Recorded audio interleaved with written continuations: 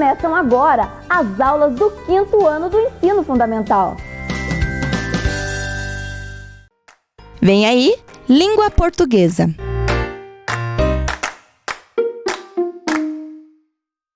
Olá pessoal, tudo bem com vocês? Vamos iniciar mais uma aula de língua portuguesa do 5º ano? Vamos lá então? Material a postos e vocês também com muita atenção, tá? Vamos ver os objetivos da nossa aula de hoje. Identificar a concordância verbal e nominal no texto lido, identificar a função dos sinais de pontuações utilizados no texto e reconhecer a grafia correta das palavras propostas pela professora, com zinho e zinho, com Z e com S. Bem, sobre o que comentamos nós na aula passada? Isso mesmo, sobre a árvore do pau-brasil. E vamos então retomar ali a primeira parte do texto. Então, vamos hoje, prestar um pouquinho de atenção nesse início aqui do texto. Então, pega o texto de vocês aí para a gente ler esse início aqui. Então, olha só. Brasileirinha, você sabia que o pau-brasil é uma árvore protegida por lei e não pode mais ser cortado das florestas? Ela é símbolo do pau-brasil, tem valor histórico e um dia todinho só para ela, 3 de maio, Dia Nacional do Pau-Brasil. Hoje é artigo raro nas florestas brasileiras, mas na época do descobrimento era tanto pau-brasil por aqui que o nome pegou e a planta acabou dando nome ao nosso país. Então, quando o autor fala aqui, você sabia que... O que ele está querendo nos dizer com isso? Ele está nos chamando, assim, abrindo a curiosidade. Quando alguém fala, você sabia que, a gente já fica assim, o que será que vem por aí? Vai vir alguma coisa. Então, ele usa aqui, a gente usa essa pontuação aqui. Como que é o nome desses pontos aqui? Isso mesmo, reticências. Então, quando ele fala assim, você sabia que, e ele usa reticências, o que está me significando isso? Que o pensamento aqui não terminou, que vai vir mais alguma coisa. E no caso desse texto aqui, me chama aí a curiosidade, me abre aquele olhar assim, o que será? Você sabia que ou o quê? Então, ele não terminou o pensamento, por isso a reticências. Então, você sabia que o pau-brasil é uma árvore protegida por lei e não pode mais ser cortado das florestas? Então, lembra a entonação aqui no ponto de interrogação? Estou questionando, estou interrogando, estou fazendo uma pergunta.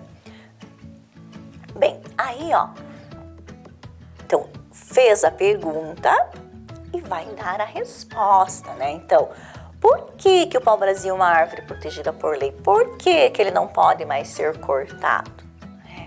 Então, ela é símbolo do Brasil, esse é um dos motivos. Então, ela é símbolo do Brasil. Outro motivo, ela tem valor histórico. Então, ela é uma árvore histórica que foi muito importante, Que quando os portugueses chegaram aqui, exploraram, tiraram da gente, E um dia todinho só para ela. Então, vejam, quando eu falo aqui, ela é símbolo do Brasil, vírgula, tem um valor histórico e um dia todinho só para ela. Aí, olha, entre vírgulas aqui, eu tenho o quê? Isso, 3 de maio. 3 de maio é o quê? O dia, é a data, Então, a data está entre vírgulas. Ele está me explicando aqui o dia, um dia todinho só para ela. Que dia?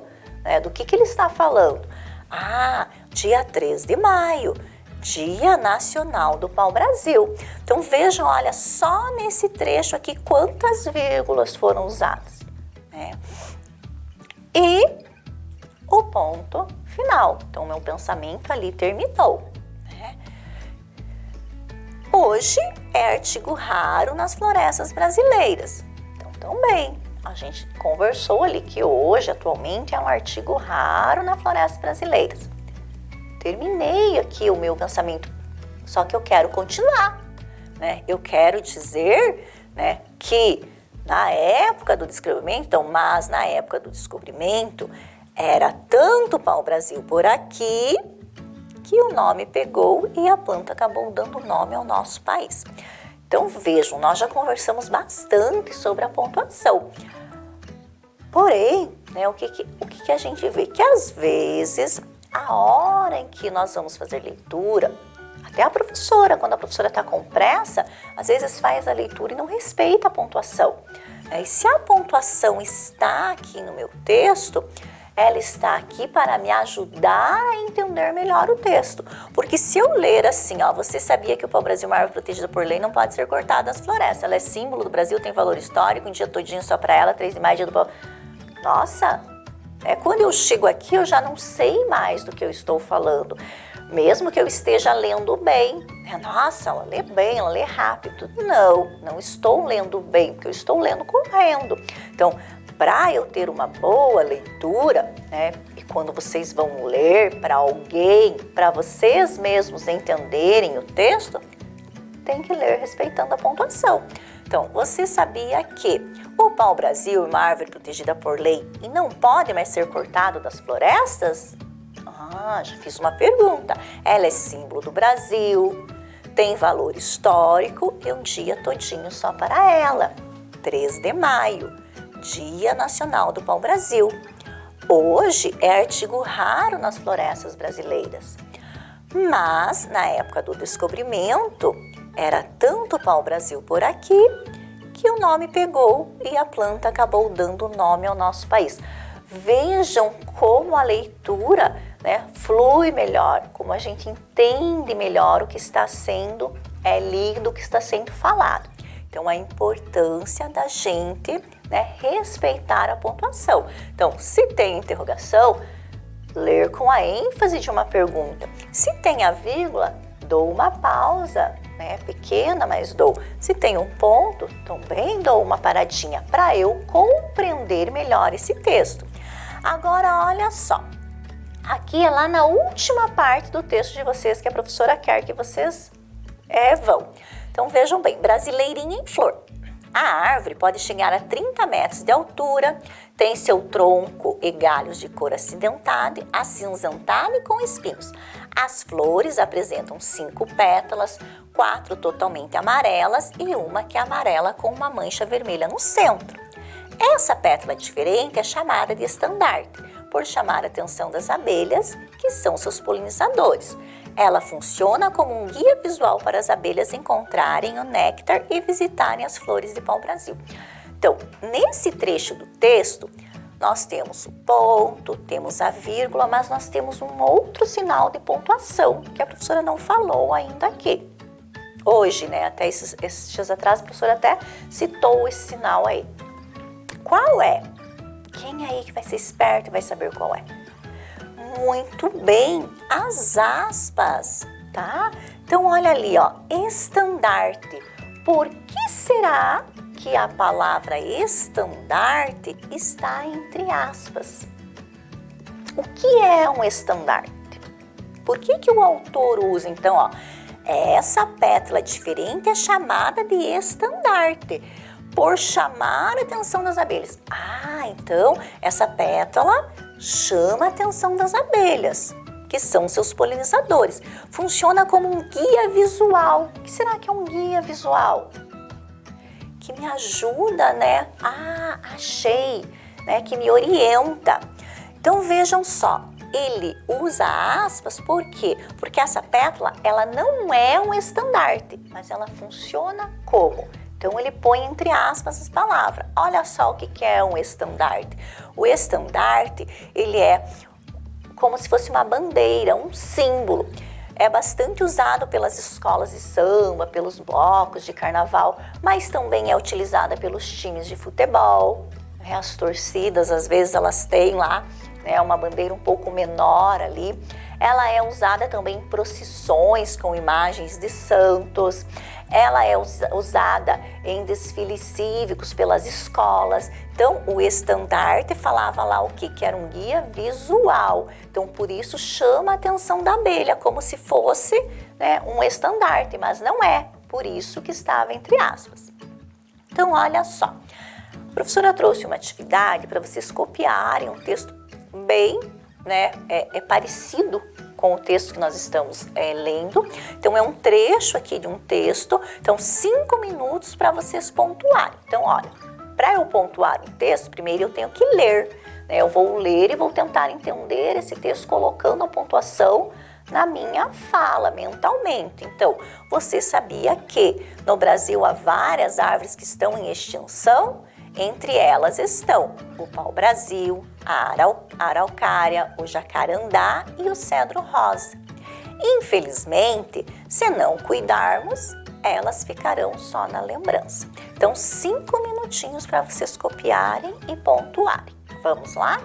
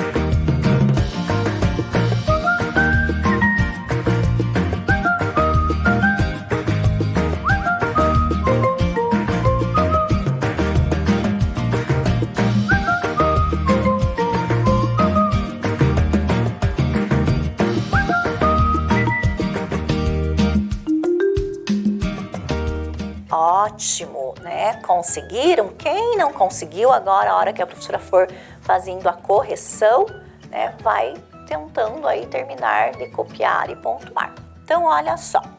Então, você sabia que nós já tínhamos a pista aí de vocês. O que nós vamos colocar aqui? A reticências, né? Então, que o nosso pensamento está continuando. Então, você sabia que no Brasil há várias árvores que estão em extinção? O que vocês colocaram aqui? Muito bem, ponto de interrogação. Então, você sabia que no Brasil há várias árvores que estão em extinção? Entre elas estão, a professora já deixou 2 pontos ali. Então, entre elas estão o pau-brasil, a araucária, o jacarandá e o cedro rosa. Terminei de falar aqui quais são as árvores, né? O ponto final. Infelizmente, se não cuidarmos, elas ficarão só na lembrança. Então, vejam só, usamos as reticências, o ponto de interrogação e as vírgulas, tá? Conferiram aí? Isso, muito bem. Mais um tempinho, ótimo. Vamos então para frente. Bem, agora, vejam bem, a professora trouxe um texto aqui, esse texto ele tá com algumas incorreções. Tem algumas coisas aqui que não estão corretas, tá? E vocês vão me ajudar aí a descobrir o que é. Então, olha só. Por isso, as população naturais de pau-brasil, o que nós temos aqui que não está legal? Por isso, as população... Muito bem, né? Se eu estou falando as, não posso falar população. Por isso, as, o que eu tenho que falar aqui? Populações, muito bem. Então, por isso, as populações naturais de pau-brasil que eram encontradas na floresta atlântica,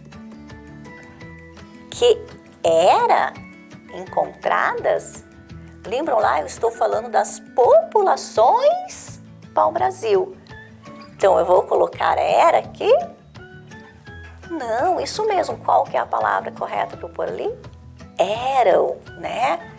Então, eram. Foram fortemente exploradas. São as populações, né? Eram encontradas. Foram fortemente, exploradas. Então, por isso, as populações naturais de pau-brasil que eram encontradas na floresta atlântica foram fortemente exploradas. Ao mesmo tempo em que as próprias florestas, de qual floresta nós estamos falando aqui? Da floresta atlântica, né? Então, é uma floresta que nós estamos falando. Então, vai ser as aqui, as próprias florestas? Não, isso mesmo, vai ser a. Né? Então, por isso, as populações naturais de pau-brasil que eram encontradas na floresta atlântica foram fortemente exploradas, ao mesmo tempo em que a própria floresta era devastada, ocupada e ameaçada. Atualmente, os pau-brasil está incluído? Ah, escutei aí, professora, então é o pau-brasil, né? Então, atualmente, o pau-brasil, porque nós estamos falando da espécie do pau-brasil, está incluído na lista oficial de espécies da flora brasileira ameaçadas de extinção. Será que essas árvores conseguirá superar a extinção? Aqui tá fácil, né? Nós trabalhamos com essas palavras aqui, né? Conseguirão superar a extinção? Então vejam que dentro do texto as palavras têm que estar concordando entre si, combinando entre si. Eu não posso escrever sem combinar as palavras. Então, como a gente viu ali, fica estranho, fica feio a gente ler sem estar combinando, sem estar concordando. Então, as palavras, elas têm que estar concordando. Então, se eu estou falando das populações, né? Eram, né? Foram. Se eu estou aqui, ó, a própria floresta, porque eu estou falando da floresta atlântica, era devastada, ocupada, ameaçada. Então, eu não posso colocar aqui as próprias florestas era devastada, ocupada, se eu estou falando de uma só. Então, a gente tem que cuidar com esse, né, essa concordância, essa combinação entre as palavras. Então, vejam aqui, a professora vai propor uma atividade aqui para vocês com 3 frases, e essas frases, elas têm um erro de concordância aqui verbal. Então, o verbo aqui não está concordando com o restante da frase. Então, vejam lá, ó. Na primavera, as árvores produzirão muitas flores. Letra B, as abelhas procuram as flores do pau-brasil. Letra C, o homem cortaram a árvore. Veja, dá até um ruim da gente olhar e ler, né? Então, vocês vão ter 5 minutos para vocês copiarem essa frase, trocando aqui ó, o verbo que a professora já deixou aqui em negrito, por um verbo que combine com o que está antes ali, tá bom? Então, 5 minutinhos.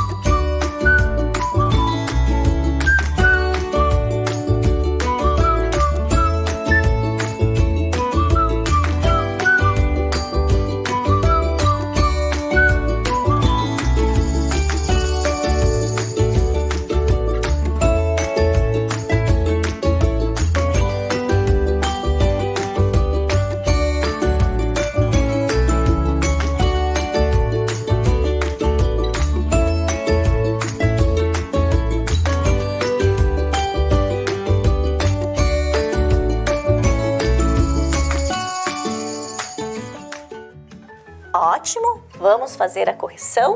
Então, a letra A. Na primavera, as árvores, como é que ficou lá? Produzirão muitas flores. Isso mesmo. Então, na letra A, na primavera, as árvores produzirão muitas flores. A letra B. As abelhas procuram. Muito bem. As abelhas procuram as flores do pau-brasil. Ótimo. E a letra C. O homem cortaram as árvores. O homem cortou a árvore. Então vejam lá, né? Na primavera as árvores produzirão muitas flores, as abelhas procuram as flores do pau-brasil, o homem cortou a árvore. Ótimo, muito bem. Então vamos para frente. Bem, então qual que é o título lá do nosso texto? Brasileirinha. Por que será que o autor usou esse título? Isso, ele está falando de uma árvore que é do Brasil. Isso mesmo, essa árvore deu um nome ao nosso país. Mas é uma árvore pequena para ele chamar de brasileirinha? Não, né? É uma árvore grande. Por que será então que ele usa esse termo brasileirinha? Isso está no diminutivo, né? Falou pequenininha, mas ela não é. Ah, é uma forma carinhosa, né? Igual às vezes a mãe fala lá, é menininha da mamãe, né? Ou bebezinho da mamãe, às vezes de forma carinhosa. Então, aqui brasileirinha está colocado de uma forma carinhosa, mas está no diminutivo, né? E quem é a brasileirinha? Então, é o pau-brasil. O pau-brasil é uma árvore com madeira preciosa. Então, o que a professora quer que vocês façam agora? Que rapidinho vocês escrevam aí no caderno de vocês a palavra árvore preciosa no diminutivo. Então, como é que vai ficar isso no diminutivo? Arvorezinha, preciosinha. Então, escrevam aí. A professora vai dar assim um minutinho aí para vocês escreverem. Isso. Muito bem. Então, vamos ver lá como é que vocês escreveram arvorezinha e preciosinha. Como é que vocês escreveram esse zinha aí no final? Então, arvorezinha e preciosinha. O som é o mesmo, mas olha só, arvorezinha e preciosinha. O que nós temos de diferente aqui? Isso, uma com Z, outra com S. Por que será? Por que será que preciosa, né, ficou preciosinha com S? Assim como se a gente fosse escrever casa, casinha, vaso, vasinho. Por que aqui ficou o inho, inha, né, o zinhazinho com S? Por que lá no arvorezinha ou aviãozinho, florzinha, ficou com Z? Ou aqui na palavra beleza, belezinha, raiz, raizinha, xadrez, xadrezinho, também é com Z. Por que será? Ah, já tem gente aí que já descobriu. Que falou o quê? Que aqui, como eu tenho o que aqui no preciosa? Tenho S, preciosinha vai continuar com S, som de Z. Por quê? Porque continua ali entre duas vogais. Nós já fizemos essa regrinha, né? Então, que o S entre duas vogais tem o som de Z. Então, preciosa, preciosinha, casa, casinha, vaso, vasinho. E aí aqui, né? Como a palavra já está com Z, né? Então, beleza, belezinha, raiz, raizinha, xadrez, xadrezinho. Continuou com Z. E aqui não tem Z e não tem S. Então, lá no diminutivo foi colocado o zinho, né? Então, árvorezinha, aviãozinho, florzinha. Bem, vamos então, né, ver aqui, ó, como o som nos três casos é o mesmo, né? Então, o zinha ou zinho é o mesmo som. Então a professora, né, pergunta de novo, como é que eu vou saber? Né? Através dessa regrinha simples, né? Se é com S, isso mesmo, continua com S. Se é com Z, continua com Z. Se não tem o S nem o Z, eu vou colocar o zinho ou zinha. Então, vamos fazer uma regrinha? Vocês me ajudam aí? Então, vamos elaborar uma regra para o uso do S ou do Z no diminutivo? Vamos lá? Então, vamos iniciar falando quando a palavra, né, normal, a palavra de origem, quando ela tem S, como que fica? Como que a gente pode colocar? Escutei alguém falando aí, ó. Quando a palavra, então vamos usar a palavra normal, tá? Então, quando a palavra normal, por que normal? Porque a gente tem ela no normal, ali no caso, árvore, ela está no normal, né? E posso ter ela no grau diminutivo, então arvorezinha, e posso ter ela no grau aumentativo, arvorezona, né? Então, quando a palavra está no grau normal, ou quando a palavra está no normal, então, quando a palavra normal tem S, vamos escrever isso? Então, quando a palavra normal tem S, então vamos lá.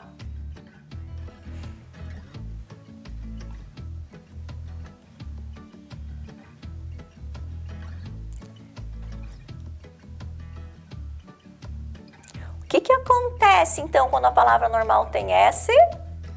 Isso mesmo, continua com S. Então, vamos colocar uma vírgula ali e escrever. Continua com S no diminutivo, tá? Que exemplo a gente pode colocar aqui? Então, quando a palavra normal tem S, continua com S no diminutivo. Vamos colocar casa, é bem comum, né? Mas vamos colocar então casa, casinha, tá? Agora, quando a palavra tem Z, como é que fica? Então, vamos fazer igual a gente fez aqui, ó. Quando a palavra normal tem Z, então vamos lá. Quando a palavra normal tem Z,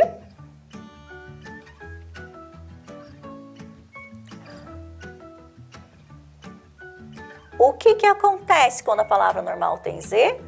Continua com Z no diminutivo. Então, vamos pôr um exemplo lá. Raiz, raizinha.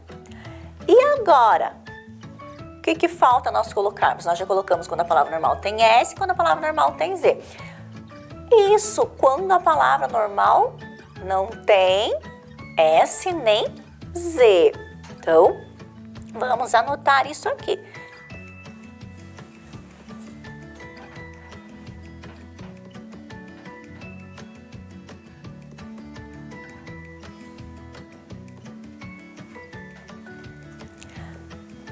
Agora, quando a palavra normal não tem S nem Z, o que acontece? Isso mesmo, eu acrescento ozinho, né, ou zinha com Z, se for necessário, tá? A gente já vai ver aí. Então, eu acrescento, né, ozinho ou zinha quando necessário. Por quê? Porque vocês viram ali no caso do brasileirinha, não era brasileirazinha, era brasileirinha. Então, não tinha nem ozinha com S, nem ozinha com Z, tinha só inha. Então, algumas palavras, brasileirinha, menininho, não precisa, bonitinho, não precisa eu pôr ozinho. Mas quando for necessário, ozinho vai ser com Z, que foi o caso aqui de árvore, arvorezinha, tá bom? Bem, então agora vocês vão copiar, tá? Aí no caderno de vocês essa regra. 5 minutinhos para vocês copiarem, tá bom?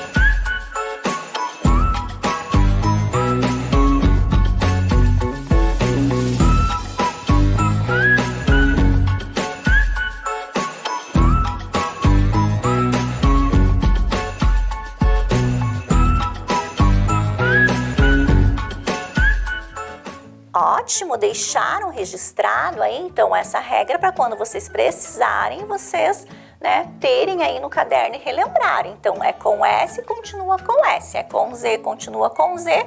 Não tem S nem Z, mas a terminação é zinho ou zinha, vai ter que pôr o Z, tá bom? Então, olha, a professora vai deixar uma tarefa para vocês com a relação da concordância, tá? Então, para vocês verem o que está errado aqui e copiarem, conferindo esses erros aí, corrigindo esses erros, tá bom? Então, até a nossa próxima aula. Fiquem muito bem!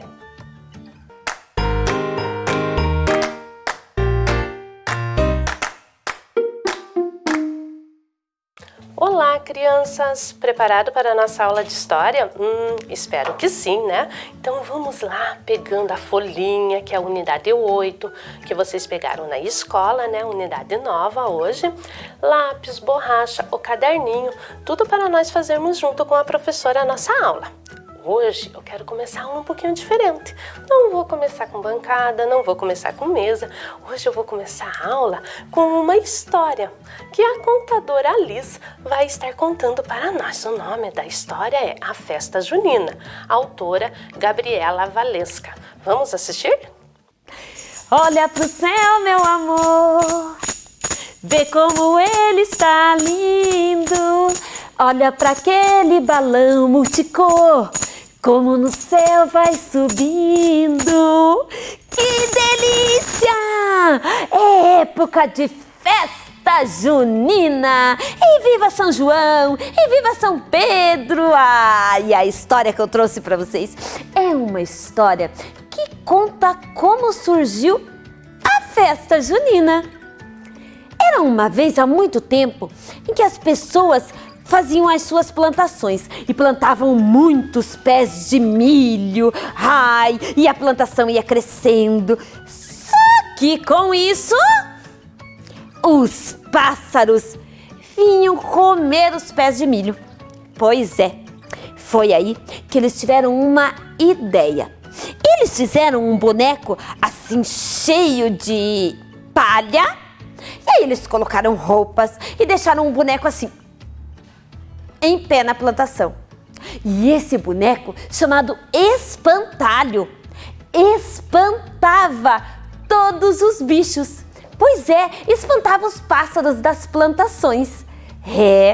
O Espantalho, feito de palha, ele era feito de galhos.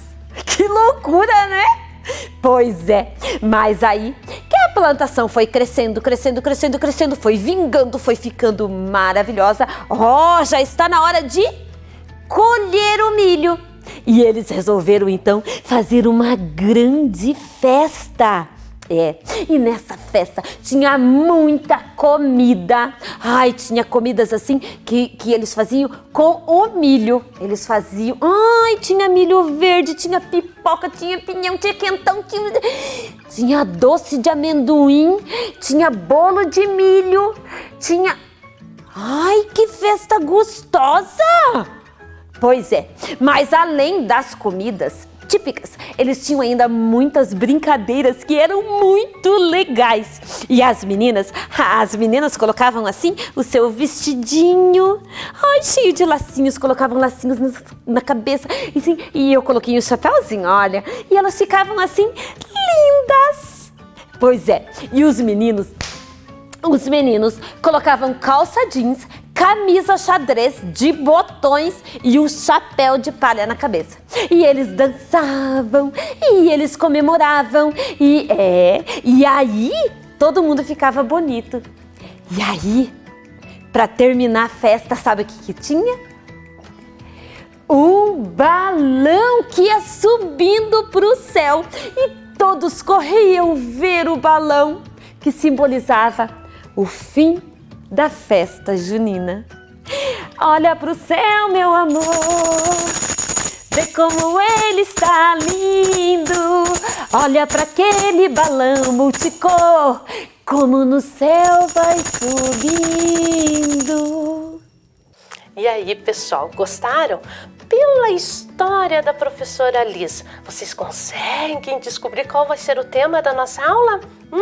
Eu acho que sim, né? O que tinha nessa história? Ah, tinha bandeirinhas, tinha espantalho, tinha a origem de uma festa. E qual é essa festa? Vamos ver aqui então? Então vamos lá. Tema da nossa festa: origem da festa junina. Como será que a festa junina surgiu? Será que ela surgiu, é uma festa que surgiu aqui no Brasil? Será que é uma festa só nossa? Vamos descobrir. E o nosso objetivo é compreender as origens da festa junina. Então vamos compreender a origem? Então fiquem bem atentos, que eu tenho certeza que vocês vão gostar bastante dessa aula e vão fazer um monte de descobertas. Então, vamos lá. Origem das festas juninas. As comemorações juninas remontam ao século XII e têm origem nas festas pagãs. O que é? Será uma festa pagã, professor? O que eles pagavam para entrar? Não, né, pessoal? Festa pagã era toda aquela festa que não tinha vínculo com a igreja. Ela não era festejada por nenhum santo, ela não tinha vínculo nenhum. Se vocês olharem ali a imagem da tela, vocês vão ver que tem várias pessoas dançando, festejando, né? Então era uma festa que não era vinculada à igreja, por isso que ela é chamada de festa pagã, nessa época, lá no século XII. Então esses povos da antiguidade já acreditavam que a celebração da deusa Juno, essa é a deusa Juno, e ela é a esposa do deus Júpiter. Olha que chique ela, né? Bonitona ela, né?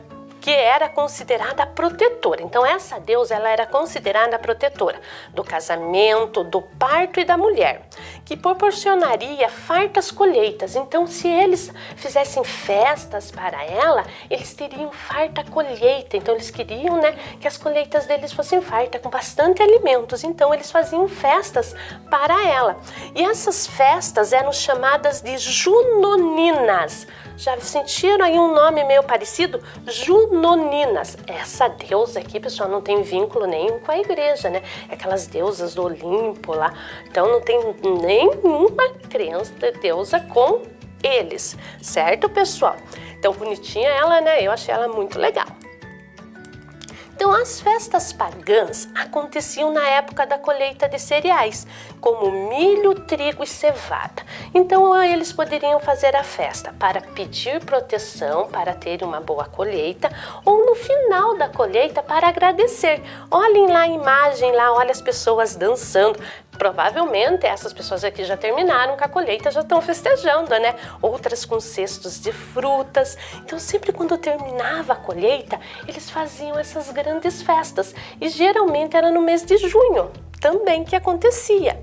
A época da colheita coincidia com o início do verão na Europa. Então lá na Europa era o verão. Então por isso que eles estão com essas roupinhas leves. E olhem lá como essa festa, ela também, como a nossa, ela é vinculada ao quê? Ao campo, né? Vocês podem ver, se era colheita, ela tem essa vinculação com o homem do campo. E as fogueiras? Será que as fogueiras, por que eles fazem fogueira? Será? Então a fogueira é um símbolo característico das festas juninas também. Tem origem na festa pagã, porque lá na colheita eles faziam, lá na antiguidade, essas fogueiras para quê? Para espantar os maus espíritos, né? Porque o fogo tinha essa simbologia para eles, para iluminar. Se vocês vejam, eles estão com tochas, eles dançavam em volta dessas fogueiras e era junto com a festa ali da colheita que eles faziam. Então eles faziam também para iluminar, porque tinha poste, tinha luz, nessa época não tinha. Então a fogueira já tinha essa função também nas festas, perdão. Então agora vamos lá, né, pegar o nosso caderninho, que não é só de festa, né, que se vive, né, nós temos também que fazer umas atividades. Vamos colocar o nosso componente, que é história, data que vocês estão assistindo a aula, o mês e o ano, tema, origem das festas juninas e para anotar. As comemorações juninas são muito antigas e têm origem nas festas pagãs, festa que não tem relação com a igreja. Essas festas pagãs aconteciam na época da colheita de cereais, como milho, trigo e cevada. Então, para isso, vocês têm 5 minutinhos, porque não é muita coisa. Vamos lá?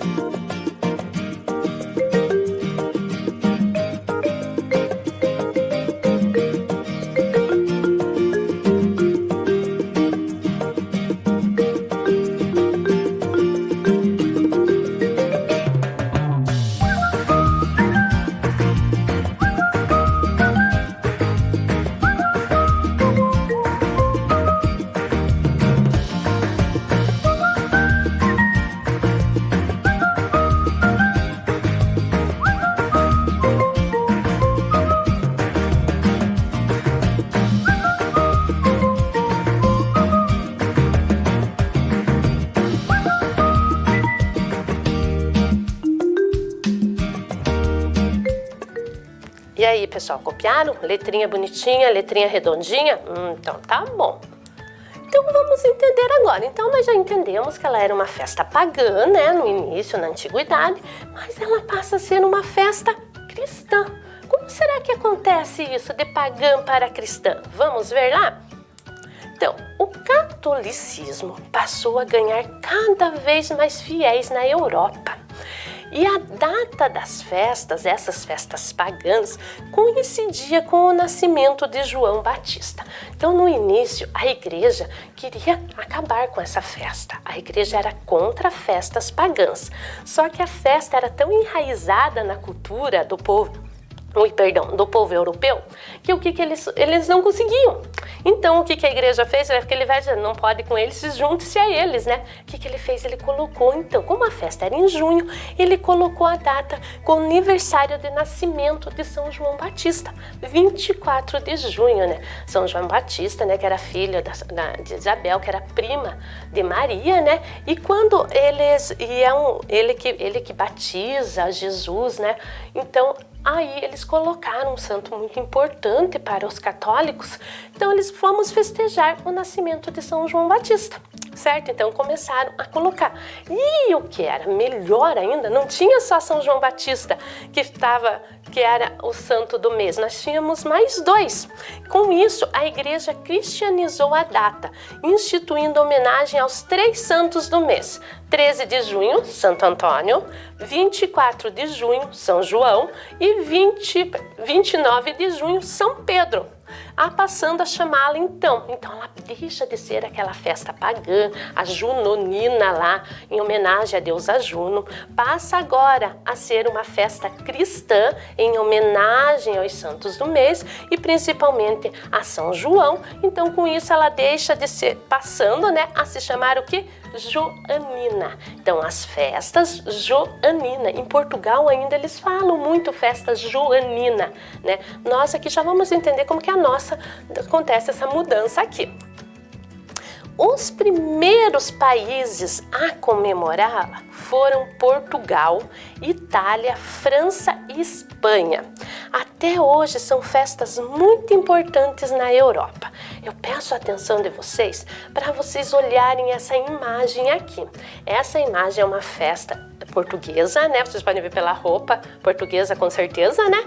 E eles entravam antes da festa junina, antes da dança, eles entravam com imagens dos santos do mês. Então, sempre antes, eles ainda têm essa cultura, nós aqui no Brasil, que não temos mais essa cultura, mas eles entram carregando esse tipo altarzinho, né, para o início da festa. Então, vocês vejam como ela está bem enraizada. Lembrando, né, pessoal, que nessa época a igreja tem grande poder, né? A igreja tem tanto poder quanto na coroa, com os reis, né? E esses países aqui são países religiosos, né? E se vocês olharem Portugal, Itália, França, Espanha, né? Eles fazem parte, eles estão bem enraizados também na nossa cultura. E as danças. Opa, vamos entrar nas danças, vamos entender um pouquinho das danças da festa junina. São inspiradas nos bailes franceses. Olha que chique, nos bailes franceses. Bailes de salão esses, né? Então, a quadrilha, que é a dança mais tradicional que nós temos, é a quadrilha. A quadrilha acontece de norte ao sul do Brasil, é a dança mais tradicional que nós temos, é a quadrilha. Que nós conhecemos, surgiu nos salões aristocráticos da França, que é isso, aristocrático, da nobreza, das pessoas com poder aquisitivo, as pessoas ricas mesmo. Então, olhem lá os trajes, olhem os vestidos das mulheres, e eles iam e eles dançavam a chamada de quadrilha. Eu não sei se é isso, porque o meu francês não tá muito bom, sabe, pessoal? Então, e eles eram em parzinhos, e eles tinham os passos que eles iam seguindo. E às vezes tinha uma pessoa que ficava falando, a Marie, vai lá. Então, eles iam seguindo os comandos para a dança dessa quadrilha. E não é parecida com a nossa professora, ou quem está ensaiando não fica, olha a cobra, passou embaixo da cerca, passeio dos namorados. A gente vai dando esses comandos para vocês, igual acontece lá na quadrilha. deles. E com a chegada dos portugueses, né, aqui no Brasil, olha, eu já estou dando uma dica para a próxima pergunta que eu vou fazer. Eles também, além de trazerem essa dança, essa quadrilha, a quadrilha aqui, o quadrilhê, para nós eles trouxeram os vestidos, porque as mulheres portuguesas já usavam vestidos muito ornamentados, né? Então, na época da colonização do Brasil, foram trazidos para cá os vestidos cheios de adereços e os nomes dos passos e a vinculação religiosa. Toda esta festa vem agora com esse vínculo religioso. Agora ela é uma festa religiosa, né, pessoal? Vamos ter bem isso em mente. Agora chegou a hora da folhinha. Então vamos lá, vamos pegar a folhinha. O que vocês vão fazer? Encontre a resposta no caça-palavra e complete as frases sobre a origem das festas juninas. Não vou ler, vocês vão fazer a leitura e vocês vão completar. Então para isso vocês vão ter 5 minutinhos. Vamos lá?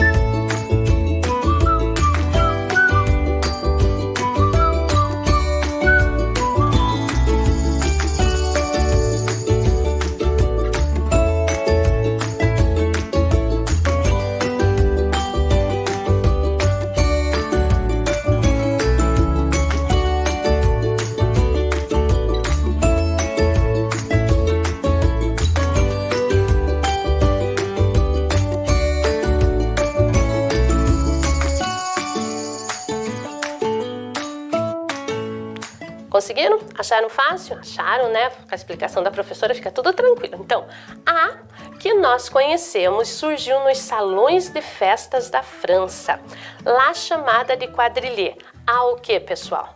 A quadrilha. Olhem lá onde que está a palavra quadrilha no caça-palavra. Na época da colonização do Brasil, foram trazidos para cá os cheios de adereços e o nome dos passos e a vinculação. Então, os foram trazidos para cá os o quê?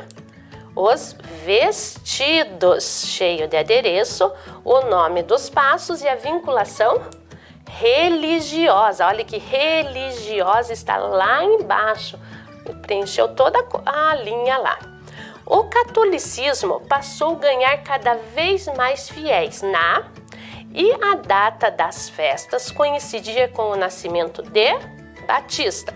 Então, passou a ganhar cada vez mais fiéis na Europa. Professora apagou. Na Europa, olha, a Europa está aqui de pezinho para vocês não se perderem, só vai até esse A. Esse E aqui é do religiosa. E as datas das festas coincidiu com o nascimento de João Batista. Gosto desse nome, é o nome do meu filho. João, olha lá, o João também ficou no cantinho e não, esse A não faz parte do João. Certo, pessoal? Conseguiram completar? Bem tranquilo? Que bom. Então vamos para a frente. E a vinda para o Brasil? Como que ela chega aqui? Então nós já descobrimos na primeira pergunta que ela não nasceu aqui no Brasil. Então ela veio da Europa. Quem foram os nossos colonizadores? Vocês já estudaram? Os portugueses, né? Nós temos tanto portugueses quanto os espanhóis também pelo Tratado de Tordesilhas, né? 2 países que começaram o quê? A ter essa vinculação da festa religiosa. Então, mas quem trouxe essa festa aqui para o Brasil foram quem? Os portugueses, né, pessoal? Olha que imagem legal, eles dançando, um pequeno vilarejo. Olhem lá as roupas que eles estão. Se vocês forem ver, já tem alguns remendos nas calças, as mocinhas já estão com os vestidos, né? Então, olhem lá, a imagem remete bem a essa época do início da colonização. Então, a festa junina foi trazida para o Brasil pelos portugueses durante o período colonial, certo? Então, não esqueçam isso. Por coincidência, os índios que habitavam o nosso país realizavam rituais nessa mesma época de junho para celebrar a agricultura. Olhem lá um índio com a sua fogueira. Então nós também temos isso, né? Eles também faziam a fogueira, os índios faziam alguns rituais, algumas danças, alguns alimentos que vão acontecer o quê? Vão se juntar, né? Vão se formar essa cultura também junto com a festa junina. Ela vai entrar ali nos costumes da festa junina também. Eu adoro essa imagem, né? O cocar deles, olhem lá, muito legal. E eles festejavam o quê? A agricultura, porque não era, né? Pedindo, igual lá na antiguidade. Lembram lá na antiguidade que era uma festa pelo plantio em agradecimento? Parecido os índios faziam aqui. E com a vinda dos jesuítas, os pratos passaram a utilizar alimentos nativos. Então, alguns alimentos do indígena nós começamos a ter nas festas juninas. E sempre com a base da mandioca e o milho, né? Mais o milho, né, pessoal? O que nós temos? Pipoca, canjica, pamonha, né? O próprio milho verde, a mandioca, tem o bolo de mandioca, né? Tem alguns alimentos lá do norte que eles usam bastante a mandioca também nas festas juninas. Então começou essa cultura, começou a ficar um pouco maior. E quando chegam os imigrantes aqui, cada vez mais vai sendo inserida na nossa festa junina, certo? Então, a festa junina é uma festa enraizada na cultura brasileira, ela faz parte da nossa cultura, né? Então, não há, mas eu acho que é quase impossível alguém não conhecer festa junina. Pode não gostar, mas já ouviram falar e sabem que existe, né? Infelizmente, desde o ano passado, a gente não está podendo ter a festa junina como a gente gostaria, mas nós estamos tentando fazer tipo uma festa junina virtual, né? Aí cada um para ter um pouquinho desse gostinho da nossa festa junina, porque ela é parte da nossa cultura. No início, ela era vinculada ao santo do mês, como a professora já explicou, né? Principalmente a São João. Atualmente, ela é uma festa associada a comidas típicas. Então ela perdeu um pouco essa tradição dos santos e passou mais a ser uma festa gastronômica, onde todos, independente da religião, podem participar, né? Mas ainda temos lugares no Brasil que ela é bem vinculada com a religião, principalmente quando a festa é em igreja. Quando a festa é em clube, em escola, ela se torna mais uma festa gastronômica, mais com brincadeiras, com prendas, né? Então, e comida originando a memória coletiva do povo brasileiro, né? Então, essa memória coletiva, quando a professora falou em festa junina, cada um lembrou uma coisinha da festa junina, seja uma bandeirinha, seja uma comida, cada um ali coletivamente, né, lembrou da mesma festa. Então, essa é a memória coletiva de um povo, né, onde cada um tem a sua história perante a festa junina. E se vocês olharem aqui essa imagem, vocês vão ver aqui que nós temos alguns balões. Já vou falar agora que é proibido soltar balões. A gente não deve.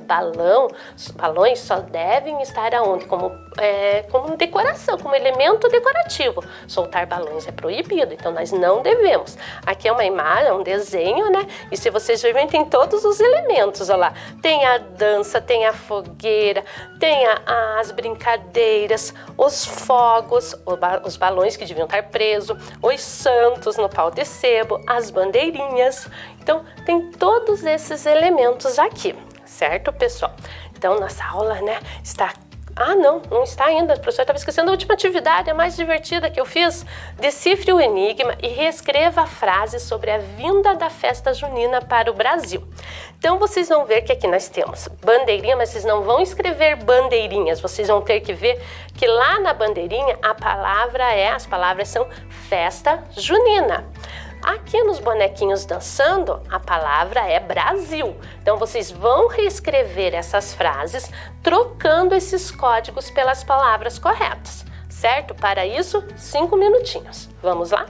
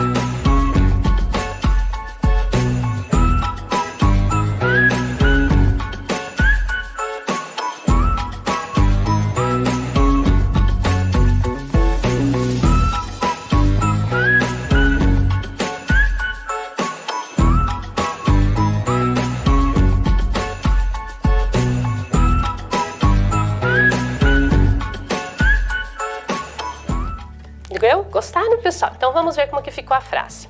A festa junina foi trazida para o Brasil pelos portugueses durante o período colonial, certo? A outra, os índios que habitavam o Brasil realizavam rituais nessa mesma época de junho para celebrar a agricultura, ou a colheita também, né? Com a vinda dos jesuítas, os pratos passaram a utilizar alimentos nativos, como mandioca e milho, certo? Vamos ver então se nós conseguimos atingir o nosso objetivo, que era compreender a origem da festa junina. Compreendemos, né? Vimos que ela vem desde lá da antiguidade, né? De junonina, joanina, né? Até chegar aqui no nosso Brasil. E agora no Brasil? Aguardo vocês para uma próxima aula para nós entendermos um pouquinho da festa aqui no Brasil. Então, compreendemos. Muitos beijinhos e agora eu aguardo vocês para a próxima aula para o nosso Arraiá do Vem Aprender. Tchauzinho e até a próxima aula, pessoal. Vem aí, matemática.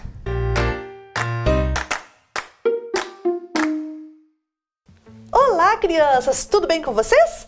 Bem-vindos aqui a mais um momento do nosso Clube da Matemática com a professora Anali. Vamos ver o que a gente vai fazer hoje no nosso clube? Vamos lá? Observe o cubo montado por cubinhos. E essa atividade do nosso clube está aí na folha de vocês, que vocês receberam da escola, né? Então acompanhem lá. Nós vamos trabalhar com esse desafio das partes do cubo hoje. Então, observando o cubo, considerando os cubinhos como uma unidade de medida, quanto é em cubinhos 1/3 do volume desse cubo? Agora nós vamos misturar um pouquinho de fração que nós já aprendemos aí também para esse nosso desafio de hoje. Bem, nós temos que primeiro saber quanto eu tenho de cubinhos nesse cubo maior. E lembra que a gente já aprendeu a estabelecer o volume aí? Como que a gente faz o cálculo do volume?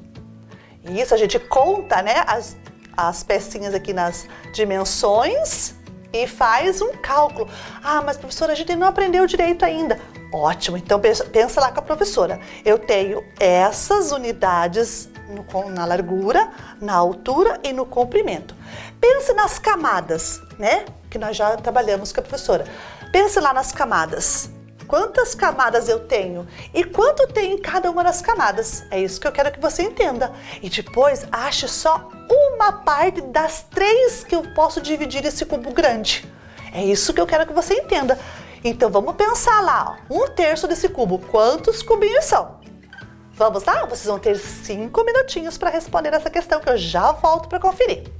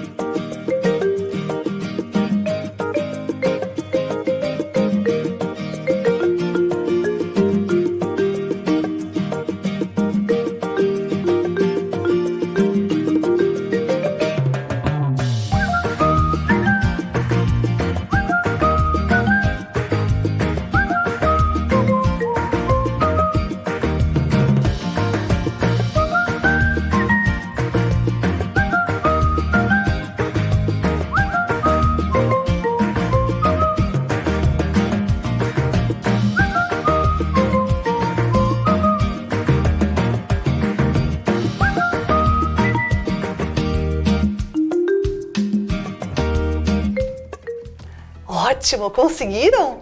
Olha lá, então para a gente resolver essa questão com a professora, eu trouxe aqui, ó, o cubo parecido com o que está ali na atividade. Bem, eu tenho um cubo grande feito por vários cubinhos. Eu quero 1/3 desse cubo. O que eu tenho que fazer com ele? Isso, eu tenho que dividi-lo em 3 partes iguais. Então, olha aqui, ó, observe o que a professora vai fazer, ó. Eu vou tirar uma camada, vou tirar outra camada e vou ficar com as 3 camadas dele, que se eu colocar de novo uma em cima da outra, eu vou ter o cubo final. Então, se eu separei em 3 camadas, eu quero o quê? 1/3. Eu tenho 3 e vou pegar apenas uma. Então, agora a professora vai pegar somente essa aqui, que é o que eu quero saber. 1/3 desse cubo vale quantos cubinhos? 1, 2, 3, 4, 5, 6, 7, 8, 9. Vamos conferir aqui com a professora? Então vejam lá. O volume é dado pelo empilhamento. Assim nós temos 3 vezes 3 igual a 9 cubinhos alinhados em cada camada do cubo. Teremos assim, né, como nós temos 3 camadas, então nós temos que multiplicar 9 vezes 3, que dá 27. A gente pega o 27 e divide por 3, que dá 9 cubinhos. Ou faz exatamente isso que a professora fez aqui com vocês, cortando o cubinho o cubo, né, em 3 pedaços e contando quantos cubinhos nós tínhamos em apenas um pedaço. Então a professora mostrou 2 jeitos para a gente resolver essa questão, ok? Então o volume, né, 1/3 do volume são exatamente 9 cubinhos. Muito bem, palmas para vocês, parabéns pelo esforço e não desista porque é ele que te leva longe, tá bom? A professora fica por aqui, até a nossa próxima aula. Beijinho e até lá!